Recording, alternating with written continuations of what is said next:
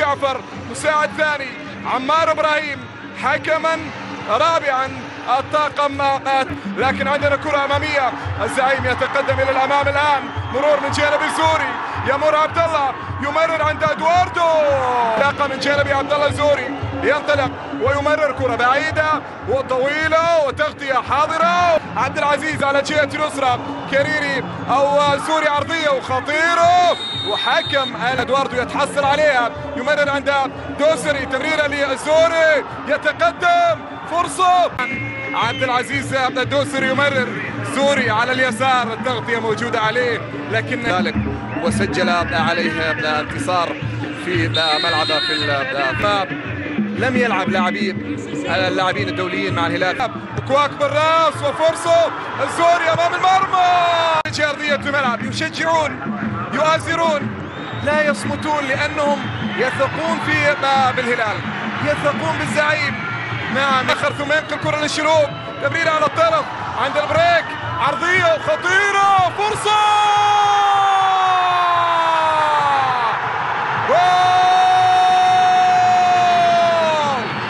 جول أول للزعيم، جول أول للزعيم.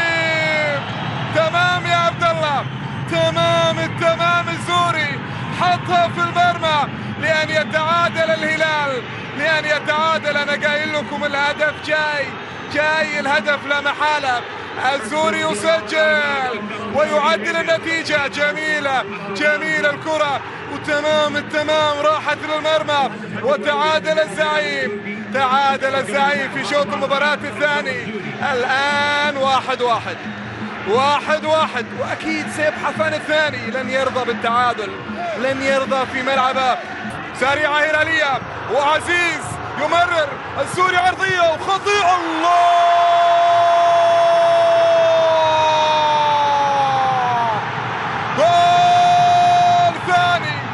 جول ثاني، ولعها الزعيم،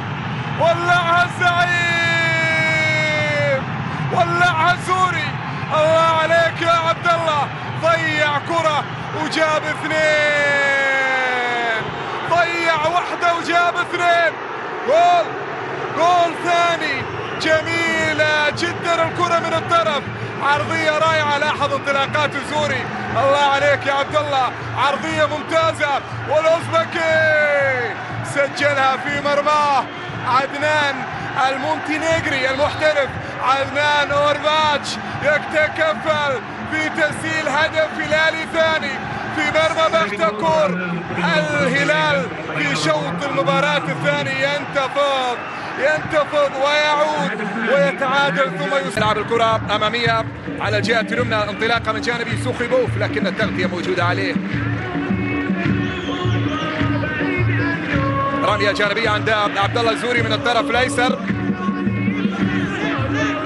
يلعب رمية جانبية لإدواردو، زوري يمر، ممتاز، مر بشكل رائع.